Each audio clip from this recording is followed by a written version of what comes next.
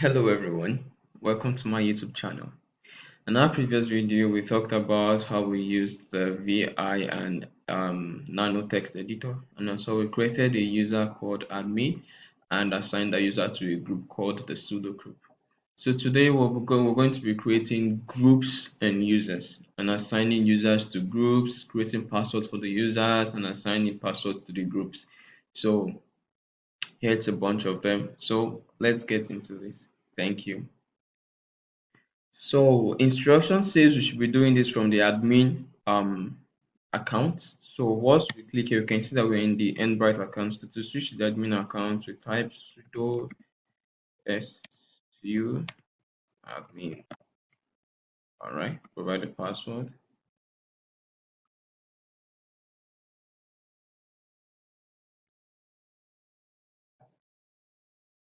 We'll have a mistake in the command, so rectify that. All right, so we're in the admin account. So we're going to create a username. Sorry, we're going to create a group and then we'll use the other file to do it from the background. Then I'll show you how it's done. So this is how it's done to create a group. So we're going to create a group by typing groupadd. Let's create the HR group. So provide,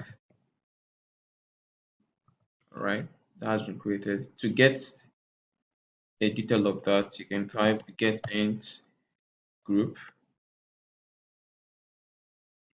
For the results not to be much, we have to grab that to HR. And then we can see that it was created. So to confirm that yourself, this is how you get it. Here's the HR group which was created.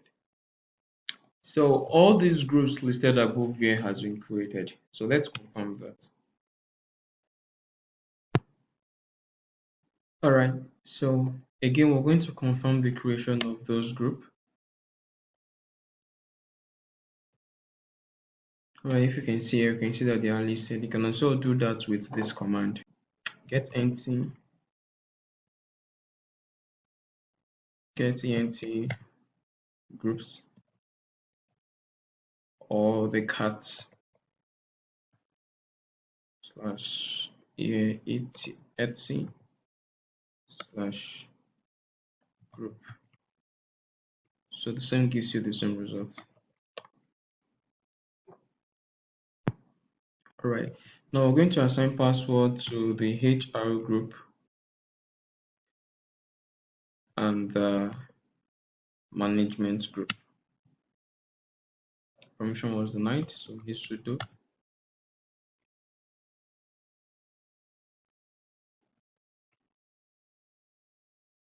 All right. The new password.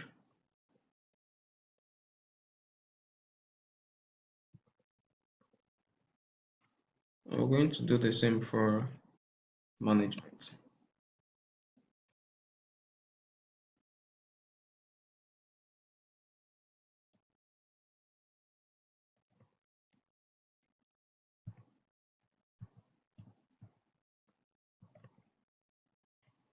All right, that's done.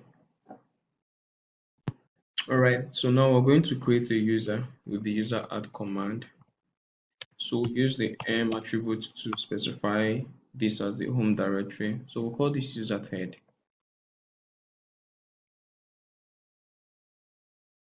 I'm sorry, I keep forgetting. I need to use elevated privileges. So that has been created. So using the getEnd command, we can confirm that the third user was created, which is this. All right, so all these users has been created. Pam, Holly, Jared, Colin, Janine, Tammy, and all of it. So we can see over here the accounts all listed accordingly one after the other. So we're going to be assigning new password to Ted and dog. Do that with passwd.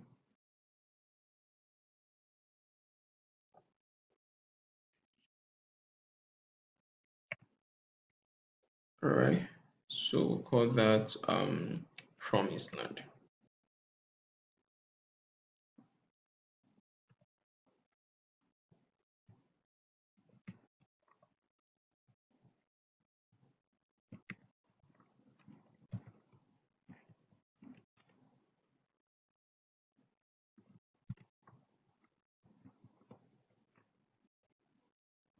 will do that for dog as well.